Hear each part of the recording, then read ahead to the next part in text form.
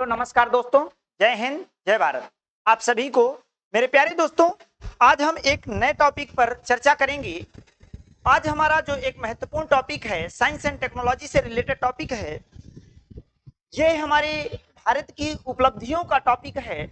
आज हम अपनी उपलब्धि को, अपने इंडिया की इस उपलब्धि को आप सभी से इस खुशी को साझा करने का प्रयास करेंगे। मेरे प्यारे दोस्तों, आज हमने आईआईटी मद्रास के शोधकर्ताओं के तहत ग्रीन हाइड्रोजन के प्रोडक्शन को किस प्रकार से सुगम बना सकेंगे या इसके प्रोडक्शन की क्या तकनीक होगी, इसको आज हम जानकारी कर लिए हैं कि किस प्रकार से हम समुद्री जल से ग्रीन हाइड्रोजन का प्रोडक्शन कर सकेंगे, किस इलेक्ट्रोलाइजर की तहत, किस तकनीक के तहत कर सकेंगे, इसके बारे में आज हम चर्चा कर लिए हैं। तो चलिए आइए आज हम जानते हैं कि ये ग्रीन हाइड्रोजन के प्रोडक्शन का आखिर क्या महत्व है, क्यों हम इसका प्रोडक्शन करना चाहते हैं और क्या उपलब्धि हमने हासिल की है, इसके बारे में आज हम संपूर्ण चर्चा करने का प्रयास करते हैं मेरे प्यारे दोस्तों। तो चलिए देखिए, आप सभी के सामने है हाइड्रोजन उत्पन्न करने वाले 2 सेकंड। हाँ, ये देखिए, समुद्री जल से ग्रीन हाइड्रोजन के उत्पादन के लिए हुई नई खोज ये है।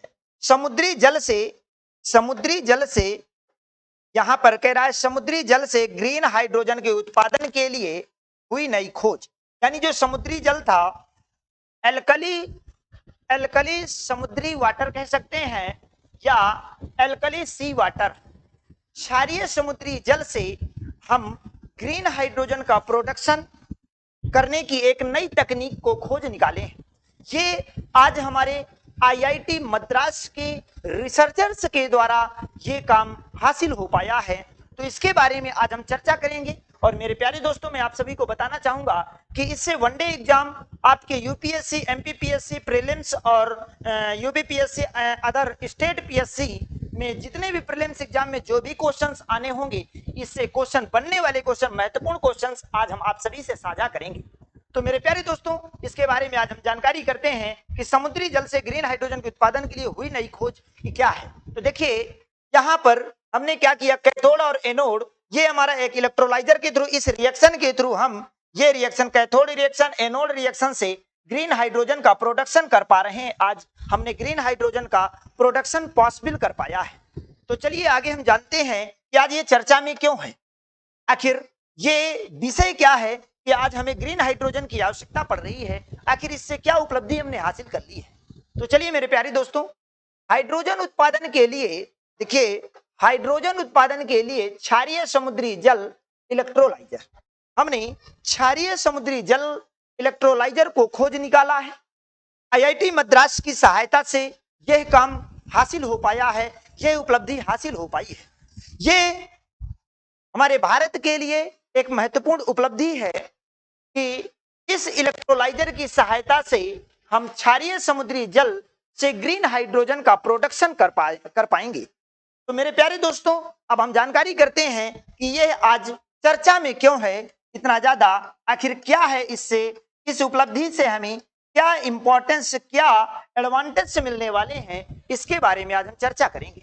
तो चलिए, हाल ही में भारतीय प्रौद्योगिकी केंद्र आईआईटी मद्रास के शोधकर्ताओं ने मौजूदा जल इलेक्ट्रोलाइजर प्रौद्योगिकी से संबंधित चुनौतियों का समाधान करते हुए हाइड्रोजन उत्पन्न करने के लिए क्षारीय समुद्री जल इलेक्ट्रोलाइजर विकसित किया है। ये देखिए क्या कह रहा है, मौजूदा जल इलेक्ट्रोलाइजर प्रौद्योगिकी से संबंधित चुनौतियां। जल इलेक्ट्रोलाइजर प्रौद्योगिकी यानी जल को इलेक्ट्रोलाइज करने की जो टेक्नोलॉजी है, उस चुनौती का जो हम समाधान कर पाए हैं। अभी तक हम उन चुनौतियों का सामना करते आए हैं और आज हम इनका बहुत अच्छे से इन चुनौतियों का समाधान करके इनका सामना करेंगे। तो हाइड्रोजन उत्पन्न करने के लिए क्षारीय समुद्री जल इलेक्ट्रोलाइजर हमने डेवलप कर लिया है, विकसित कर लिया है। तो चलिए, ये है ग्रीन हाइड्रोजन प्रोडक्शन की प्रोसेस। ये हमारा इलेक्ट्रोलाइजर इस तरह होगा और इस तरह हम समुद्री जल से ग्रीन हाइड्रोजन का प्रोडक्शन कर पाएंगे। Hydrogen is produced at a rate of 1 litre per hour when a large electrolyser is used. जब हम लार्ज इलेक्ट्रोलाइजर को यूज करेंगे तो समुद्री जल से 1 घंटे में 1 लीटर ग्रीन हाइड्रोजन को हम प्रोड्यूस कर पाएंगे।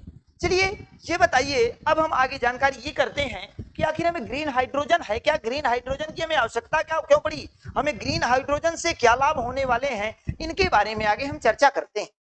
तो चलिए मेरे प्यारे दोस्तों, तो देखिए इसके इंपॉर्टेंट फैक्ट क्या है, महत्वपूर्ण बिंदुओं पर चर्चा करेंगे। सबसे पहले तो देखिए कार्बन आधारित सहायक उत्प्रेरक, हमें इसके लिए कार्बन आधारित सहायक उत्प्रेरक की आवश्यकता पड़ेगी। इस इलेक्ट्रोलाइजर, इस तकनीक का यूज करने के लिए हमें कार्बन आधारित सहायक उत्प्रेरक की आवश्यकता पड़ेगी। क्षारीय जल इलेक्ट्रोलाइजर में, जो क्षारीय जल का इलेक्ट्रोलाइजर है, जल को शुद्ध करने का जो इलेक्ट्रोलाइजर है, में एनोड और कैथोड पर दो अभिक्रियाएं होती हैं। एनोड और कैथोड पर दो अभिक्रियाएं होती हैं। कैथोड पर जल H+ एवं हाइड्रोक्साइड आयनों में विभाजित हो जाता है। पीछे आपने रिएक्शंस देखी थी, अभी आगे मैं इसमें चर्चा करूंगा। कैथोड पर जल H+ एवं हाइड्रोक्साइड आयनों में विभाजित हो जाता है। H+ आयन हाइड्रोजन बन जाते हैं। H+ आयन क्या बन जाते हैं? हाइड्रोजन बन जाते हैं, जबकि हाइड्रोक्साइड आयन विभाजक से गुजरते हैं तथा एनोड पर ऑक्सीजन बनाते हैं। एनोड पर क्या बनाते हैं? ऑक्सीजन बनाते हैं। चलिए क्वेश्चन है आगे कि हालांकि जब हमने इस इलेक्ट्रोलाइजर को नहीं बना पाया था, ये हमारे पास तकनीक नहीं थी, तो हमें किन किन चुनौतियों का सामना करना पड़ रहा था। तो हालांकि जब समुद्री जल का उपयोग किया जाता है तो चुनौतियां होती हैं। समुद्री जल को उपयोग के लिए हम समुद्री जल को उपयोग करें, परंतु क्या होता है, खारा होता है, एल्कली होता है, तो हम क्या करते हैं, उसका उपयोग नहीं कर पाते हैं। अब हम इसका उपयोग कर पाएंगे, इसके लिए हमें किन चुनौतियों का अभी तक सामना करना पड़ रहा था। उपयोग किया जाता तो चुनौतियों होती थी, एनोड हाइपोक्लोराइड बनाता था। क्या चुनौतियां होती थी? जो एनोड होता था वो हाइपोक्लोराइड बनाता था, जो इलेक्ट्रोड सहायक पदार्थ को खराब करता था। यानी हाइपोक्लोराइड क्या था? एनोड पर जो सहायक उत्प्रेरक या सहायक पदार्थ लगाया जाता था उसको खराब करता था और ऑक्सीजन उत्पादन के साथ प्रतिस्पर्धा करता था, यानी ऑक्सीजन के उत्पादन में प्रतिस्पर्धा, कंपटीशन करता था। कैथोड में अशुद्धियां होती हैं जो हाइड्रोजन उत्पादन को धीमा कर देती हैं। यहाँ पर हाइड्रोजन उत्पादन सही से नहीं हो पा रहा था, जिस कारण से हम समुद्री जल का उपयोग करने में सक्षम नहीं हो पा रहे थे। अब हम इन चुनौतियों का सामना बहुत अच्छे तरीके से कर पाएंगे, क्योंकि हमने एक नए तकनीक को खोज निकाला है। तो देखिए, इन चुनौतियों का समाधान करने हेतु, यदि इन चुनौतियों का समाधान करना है, इलेक्ट्रोलाइजर का यूज करना है, तो हमें क्या करना होगा? इन चुनौतियों का समाधान करने हेतु इलेक्ट्रोड में उत्प्रेरक के साथ लेपित एक विशेष सहायक सामग्री होती है। जो इलेक्ट्रोड होता है उस पर उत्प्रेरक के साथ लेपित एक विशेष सहायक सामग्री होती है। समुद्री जल को संचारित करने वाली धातुओं का उपयोग करने के बजाय कार्बन आधारित सामग्री का उपयोग किया जाता है। यानी यहाँ पर उत्प्रेरक, सहायक उत्प्रेरक के रूप में हम कार्बन आधारित सामग्री का उपयोग करेंगे। ये कार्बन आधारित सहायक उत्प्रेरक का उपयोग करेंगे, तो जिससे हमें इन चुनौतियों का, यानी इलेक्ट्रोलाइजर को यूज करने में अत्यंत सुगम हो सकेगा। अब आगे है, एनोड और कैथोड दोनों में पाया जाने वाला यह सहायक पदार्थ उत्प्रेरक के साथ लेपित होता है। देखिए एनोड, ये जो सहायक कार्बन आधारित सहायक पदार्थ है ना, उत्प्रेरक, ये एनोड और कैथोड दोनों में पाए जाने वाली यह सहायक पदार्थ उत्प्रेरक के साथ लेपित होता है। उत्प्रेरक एक साथ हाइड्रोजन एवं ऑक्सीजन के बेहतर उत्पादन को सक्षम बनाता है। यानी जो कार्बन आधारित सहायक उत्प्रेरक है, यह इलेक्ट्रोलाइजर की सहायता से ऑक्सीजन और हाइड्रोजन के बेहतर उत्पादन को सक्षम बना पाता है। तो इस प्रकार हमें क्या करना पड़ा? कार्बन आधारित सहायक उत्प्रेरक की आवश्यकता पड़ी। परंतु पहले हम यदि नॉर्मल ढंग से करते थे तो हमें बहुत सारी चुनौतियों का सामना करना पड़ रहा था, जो आप सभी के सामने ये चुनौतियां उभर कर आई। अब हम आगे चर्चा करते हैं और देखते हैं कि क्या है इसका। तो देखिए, कैथोड और एनोड, ये क्या है? कैथोड है और ये एनोड है। कैथोड निगेटिव और एनोड पॉजिटिव है। पावर सप्लाई हो रहा है। तो देखिए यहां पर कैसे, क्या ये मेम्ब्रेन, ये आपकी रिएक्शन है, जैसे यहां पर 4H+ प्लस 4E- इलेक्ट्रॉन निकलते हैं, तो बनता क्या है? Hydrogen gas. Hydrogen gas cathode reaction से, ध्यान रखिएगा, इसके कैथोड रिएक्शन से हाइड्रोजन गैस प्रोड्यूस होती है। क्या होती है? कैथोड रिएक्शन से हाइड्रोजन गैस प्रोड्यूस होती है। और एनोड रिएक्शन से, मेरे प्यारे दोस्तों, एनोड रिएक्शन से आपका ऑक्सीजन गैस प्रोड्यूस होती है। कैथोड रिएक्शन से हाइड्रोजन गैस प्रोड्यूस होती है और एनोड रिएक्शन से ऑक्सीजन गैस प्रोड्यूस होती है। ये देखिए, कैथोड रिएक्शन से आपकी ये हाइड्रोजन गैस के बबल निकल के बाहर आए हैं। ये ग्रीन हाइड्रोजन, कैथोड रिएक्शन के थ्रू ग्रीन हाइड्रोजन का प्रोडक्शन हुआ। और एनोड रिएक्शन जो होता है उससे ऑक्सीजन के बबल निकल करके बाहर आते हैं, ऑक्सीजन गैस। ये दोनों गैसें हमारे लिए सहायक सिद्ध हो रही हैं, उपयोगी सिद्ध हो रही हैं। चलिए आगे। हाँ, अब देखिए मेरे प्यारे दोस्तों, हमने जो हरित हाइड्रोजन के डेवलपमेंट पर इतना ज्यादा फोकस किया, आखिर हम आज जो ग्रीन हाइड्रोजन के प्रोडक्शन पर आज चर्चा कर रहे हैं, जो चर्चित विषय है, जो इस उपलब्धि से इतनी खुशियां हमें मिल रही हैं कि आखिर हमने बहुत अच्छा काम कर लिया, तो इसके पीछे क्या कारण है, इसके विकास के पीछे कारण क्या है, रीजन क्या है। तो देखिए, इसके विकास के पीछे हमारे लिए बहुत सारे एडवांटेज इससे अब मिल गए हैं। हरित हाइड्रोजन के डेवलपमेंट से, यानी आपके इस इलेक्ट्रोलाइजर के डेवलपमेंट से हमें बहुत सारे हमारे काम सुगमता से हो जाएंगे और हमें बहुत सारे एडवांटेज, बहुत सारे लाभ प्राप्त हुए। पहला लाभ तो ये ग्रीन हाउस गैस उत्सर्जन को कम करना।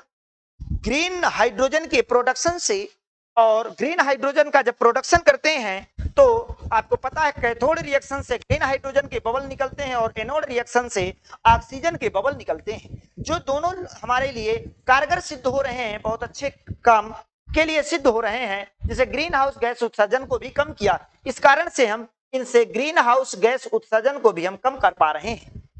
ग्रीन हाइड्रोजन विकसित करने का प्राथमिक कारण है ग्रीन हाउस गैस उत्सर्जन को कम करना। पहला कारण हमारा क्या है, ग्रीन हाउस गैस उत्सर्जन को कम करना, जिससे ग्लोबल वार्मिंग में कमी आएगी। ग्लोबल वार्मिंग में क्या आएगी, कमी आएगी। और जलवायु परिवर्तन का शमन करना, इससे जलवायु में जो परिवर्तन हो रहा है अचानक, अभी आपने देखा कि हाल ही में ये जलवायु परिवर्तन का ही कारण है कि आज हमारे इंडिया में हीट वेव बहुत तेजी से हावी हो रही हैं। हीट वेव बहुत तेजी से हावी हो रही हैं। आपको पता है, जिस मानसून को 1 जून से आ जाना चाहिए, वह मानसून आज 8 जून 10 जून जाकर के पहुंच गया है और आज भी हीट यानी टेम्परेचर बहुत हाई हो गया है। ये हीट वेव हावी हो रही है, यही है ग्लोबल वार्मिंग। तो इन सब कारणों से हम जब ग्रीन हाइड्रोजन का जो प्रोडक्शन कर पा रहे हैं, तो कुछ तो हमें इन सब चीजों से निपटने का सॉल्यूशन प्राप्त हो रहा है। ग्रीन हाउस गैस उत्सर्जन को कम करना और जलवायु परिवर्तन का शमन करना।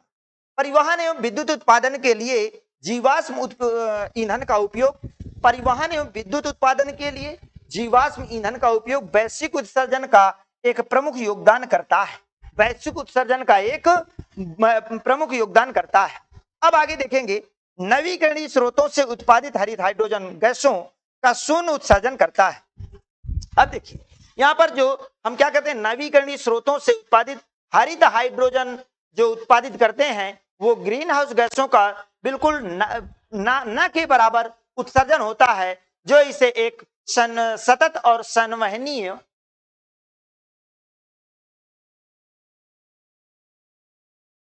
संवहनीय कारगर काम सिद्ध हो रहा है। चलिए, ऊर्जा सुरक्षा और स्वतंत्रता, अगला पॉइंट हमारे लिए ऊर्जा सुरक्षा और स्वतंत्रता से रहेगा।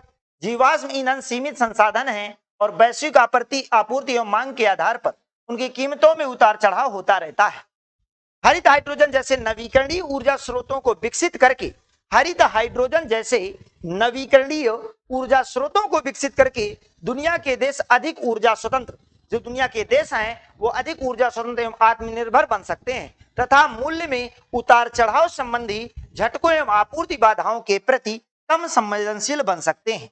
ये जो इनको झटके, जो अभी तक हमें परेशानियां होती थी, उन परेशानियों से आसानी से निपटा जा सकता है यहाँ पर।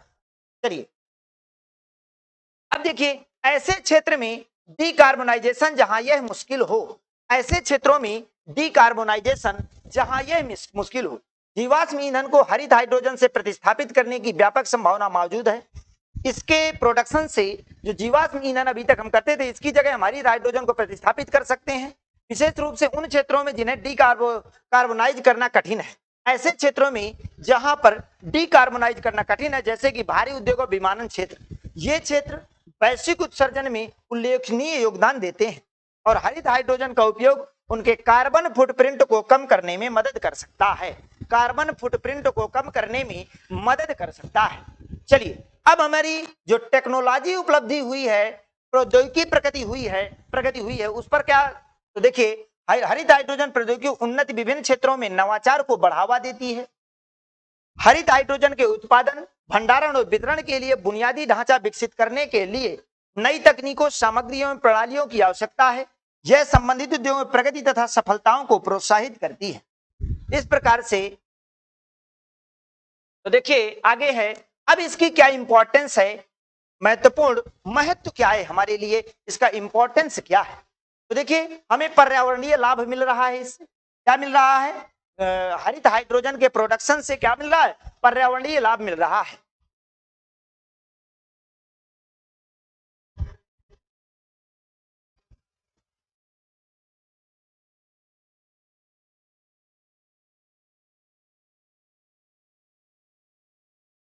हाँ तो देखिए मेरे प्यारे दोस्तों, ये आपने प्रौद्योगिकी प्रगति देखी, वो आपका दूसरा टॉपिक था।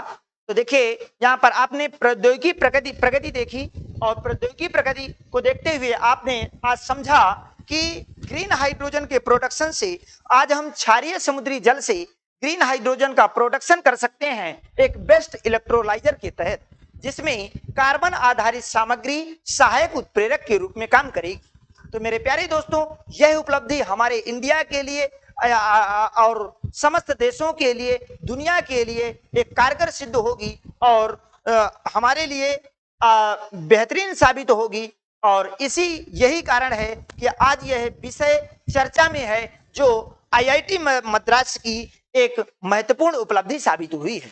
तो मेरे प्यारे दोस्तों, ऐसे महत्वपूर्ण विषयों से जुड़ने के लिए कामतगिरी एकेडमी के YouTube चैनल से आप लगातार जुड़े रहें। आपको ऐसी महत्वपूर्ण जानकारियां लगातार आपको ये संसाधन उपलब्ध कराते जाएंगे और ये सोर्सेस आपको महत्वपूर्ण जो जानकारियां हैं, ये सोर्सेस आपको लगातार मिलते रहेंगे मेरे प्यारे दोस्तों। इसी तरह रिटन टेक्स्ट के अकॉर्डिंग आप इनको अपनी बेहतरीन नोट्स के साथ प्रिपेयर कर सकते हैं। इसी के साथ धन्यवाद मेरे प्यारे दोस्तों। जय हिंद, जय भारत।